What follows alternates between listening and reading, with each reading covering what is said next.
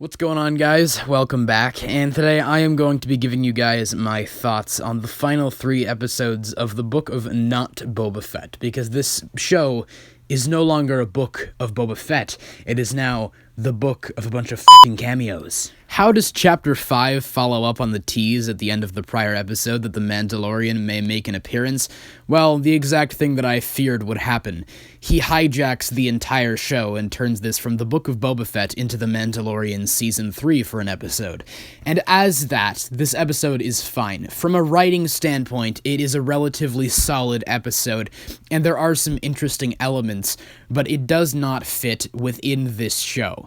It somewhat explains inconsistency in rules surrounding the Darksaber and the ruler of Mandalore that was established in The Mandalorian Chapter 16, where they said that in order to claim rulership of Mandalore, you had to win the weapon in combat, which contradicted what they established in Star Wars Rebels. In this episode, the armorer tells Din Djarin that as a result of accepting the Darksaber and claiming leadership simply because of blood alone, Bo-Katan lost her way and failed to lead Mandalore and ultimately led them to destruction.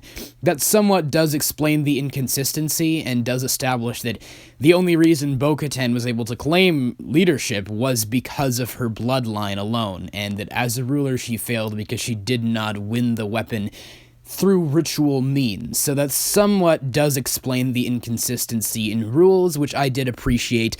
And it is interesting to see Mando, or Din Djarin, in this situation now where, after having taken Grogu back to his own kind, he is very unsure as to what he should do with his life, so he's gone back to what defined him for so many years, which was bounty hunting. I think that was very interesting, but a lot of it felt relatively rushed in the episode itself. I found it kind of weird that Paz Vizsla and Mando have a duel despite the fact that they're like the last 3 Mandalorians. Like, what if one of them died? Then you'd be down another Mandalorian. Like, what was the point of that? It just felt kind of stupid. I understand that Paz wanted to take the Darksaber because of it being his ancestral weapon, but in context, why would you want to try and murder one of the very few remaining Mandalorians you have on your side? That just seemed very strange. And I felt the episode could have better balanced the screen time between Mando and Boba. Perhaps once Mando arrives on Tatooine and meets up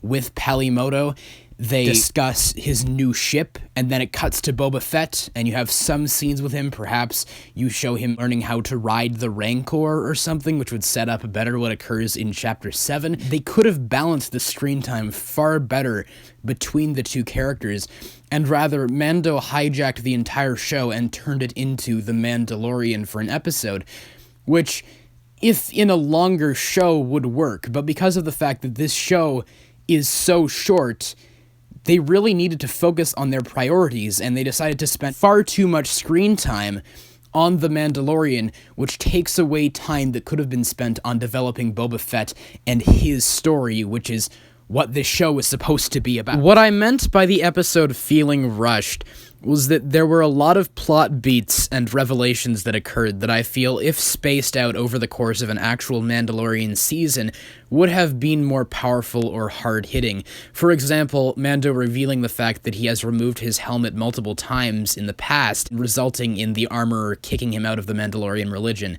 That could have been a very powerful moment if it was developed more, but as is, they just kind of rush it into this one episode, and it just kind of fell flat, in my opinion, and the ending doesn't make any sense, with Mando telling Fennec Shand that he's going to find a little friend, implying that he's going to go find Grogu. That ending doesn't make any sense, because how does he know where Grogu is?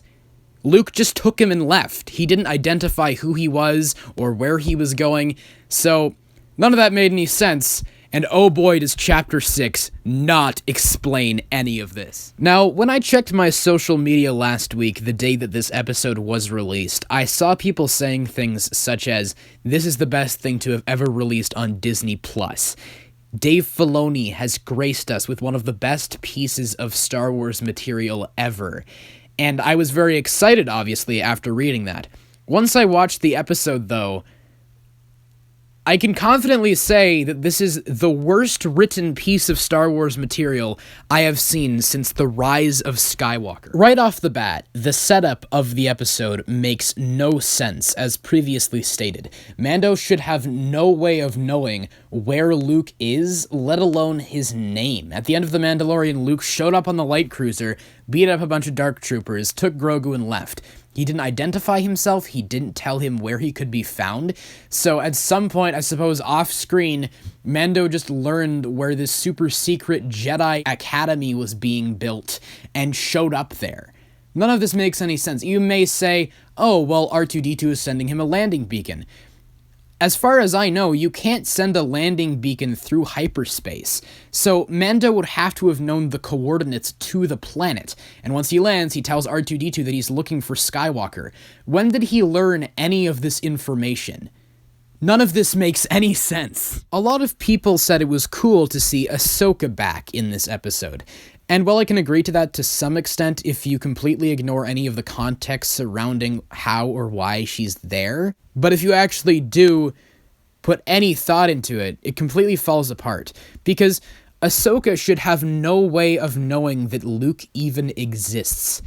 She had a Force connection with Anakin Skywalker that they established in the Clone Wars, but she never knew that Anakin had any children.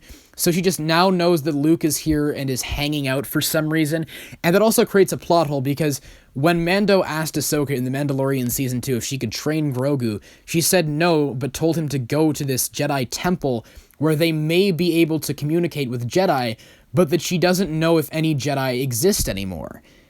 But apparently she knew Luke existed the whole time? If so, why didn't she just tell Mando to take Grogu directly to Luke? None of that makes any sense whatsoever. And what happened to her searching for Ezra and Thrawn? Like, where is Grand Admiral Thrawn? What happened to that? She's just taken a detour to, I guess, tell Mando he can't visit Grogu for some reason, even though that does nothing but assassinate her entire character, because her character arc in the Clone Wars show was learning that the Jedi denying attachment, compassion, and empathy was what led to their corruption and downfall, which is the reason she left the Jedi Order, was because they denied attachments. But now she's here telling Mando that him going to visit Grogu would be giving into attachment? Since when did she believe in the old Jedi principles? At multiple points throughout the Clone Wars and Star Wars Rebels, when people address her as a Jedi, she says, I am no Jedi.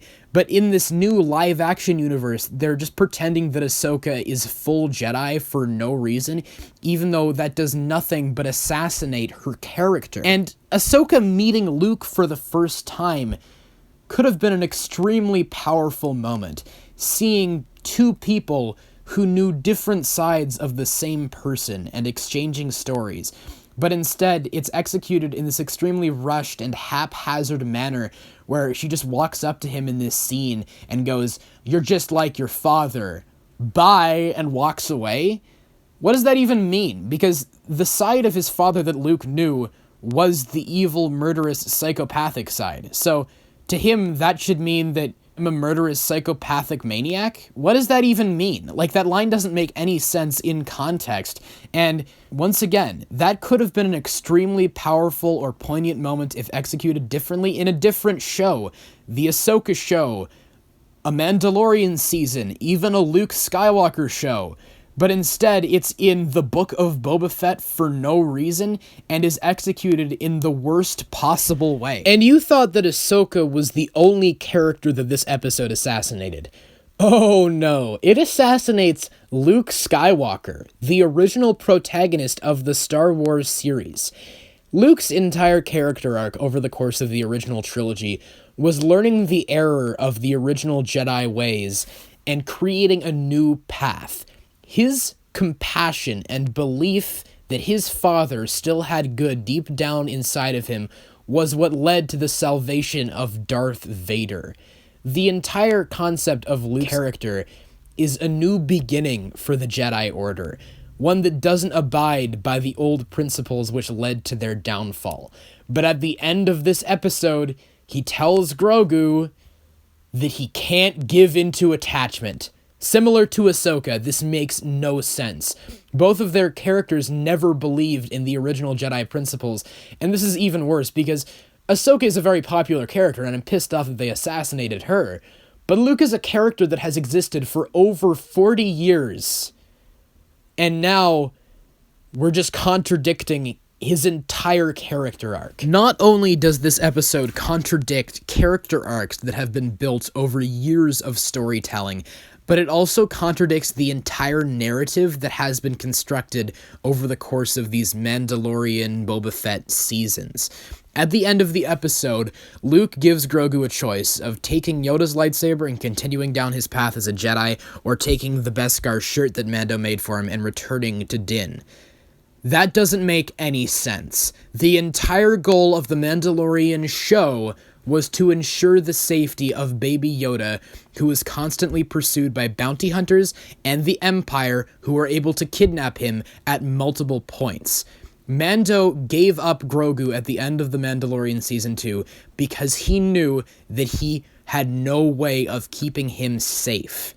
Grogu is now safe with Luke. That shouldn't even be an option for him. Returning him to Mando is dangerous, especially considering now that he's a blundering mess who can't even properly use the Darksaber. And this whole concept of having to choose between the Jedi and the Mandalorian paths doesn't make any sense either, because Tar Vizsla, the guy who created the Darksaber, was both Mandalorian and Jedi. So why does Grogu now have to choose which path he accepts? That doesn't make any sense. That's really stupid. This episode also ruins Din Djarin's character arc, because his arc over the course of The Mandalorian was one of fatherhood, giving up everything that he believed in order to protect this child that he loved so dearly. The reason he gave him to Luke at the end of The Mandalorian was not because he wanted to, but because he loved him and knew that he could not provide the proper protection for him, but that Luke could. But now he wants to go ensure that Grogu is safe? What? Why? He gave Grogu to Luke because he knew he was safe with Luke. But now he doesn't think he's safe with Luke? Where did this come from? I guess I may as well say some nice things about this episode. The music was good. It may have been Ludwig Göransson coming back from The Mandalorian, or it could have just been Joseph Shirley, who has composed the score for the Book of Boba Fett, carrying over Ludwig's themes, but it was by far the most standout score of any of the Book of Boba Fett episodes, in my opinion. Visually, the episode looked great. I loved the aesthetic of the forest planet. It was pretty to look at, and the CG on Luke's face has improved substantially, even though his character was terribly written. And I did like the introduction of Cobb Vanth with him outgunning the Pikes, which foreshadows him becoming outgunned by Cad Bane later in the episode because he's quicker on the draw. That was a nice example of setup and payoff writing. But what happened to Cad Bane? Did he just disappear for 20 years? In the original trilogy, Darth Vader hires the top bounty hunters to hunt down Han Solo, including Boba Fett. If Cad Bane was alive back then, I would have been number one on that list of bounty hunters.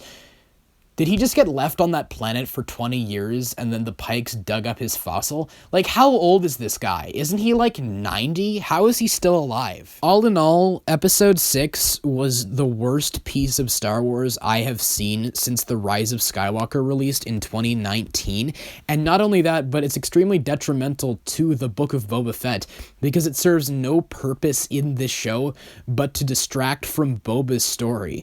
Boba Fett has one scene in this episode where he nods at the Mandalorian and doesn't have a single line of dialogue, and that's terrible.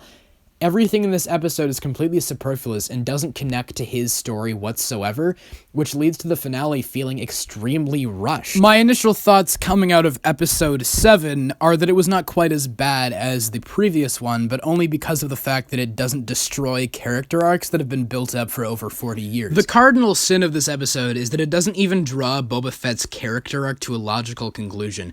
In fact, he doesn't even have a character arc. Everything they set up with him is extremely rushed in this episode, and basically everyone else takes precedence over him. The people that come up with the battle plan are Fennec and the biker gang. Boba Fett is just told what to do. He does nothing but make extremely idiotic and mindless decisions in this episode, like firing a rocket at an obviously impenetrable shield. Like, what was that? Nothing in this episode made any sense, and everything they set up with him, once again, is extremely rushed. In the third episode, he says, I want to ride this Rancor.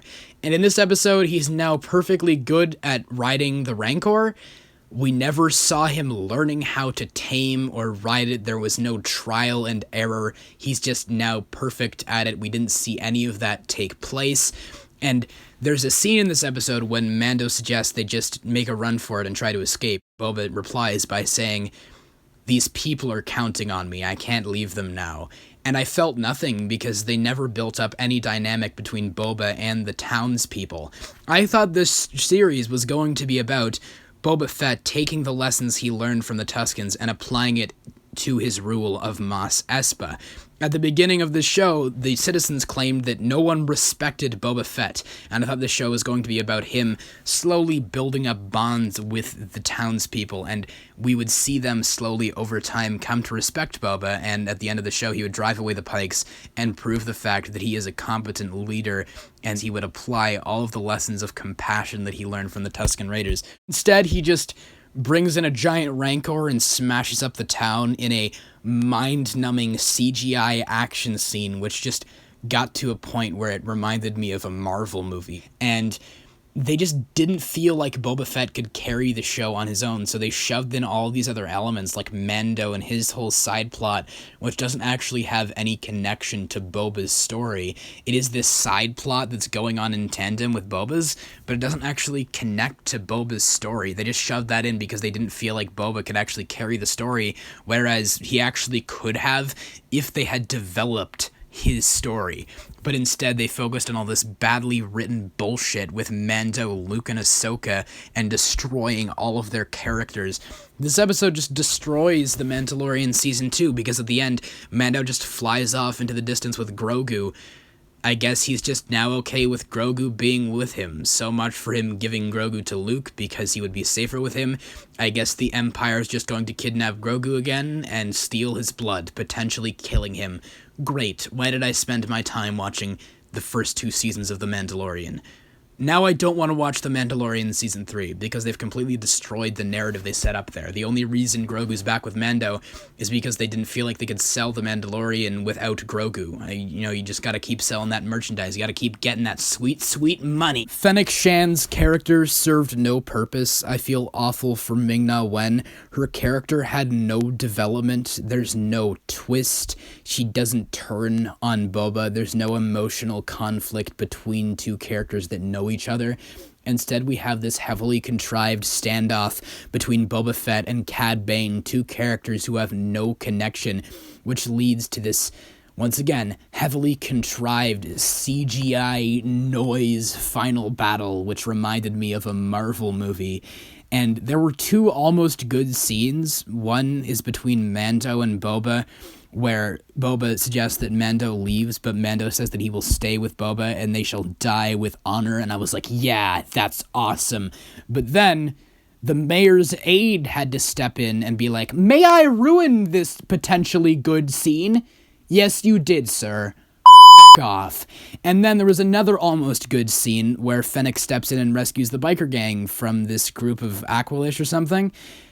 But then she just does this completely unnecessary backflip or whatever off of this, piece of debris, and it was so incredibly corny and laughably bad. Everything about this episode, all it does is destroy everything that I liked about this and The Mandalorian. Thank you, Dave Filoni and Jon Favreau. I now have no interest in any of the upcoming live-action Star Wars projects. Why should I care about Ahsoka when you've completely destroyed her character and moral code? Why should I care about Luke Skywalker, whose character arc you've completely contradicted?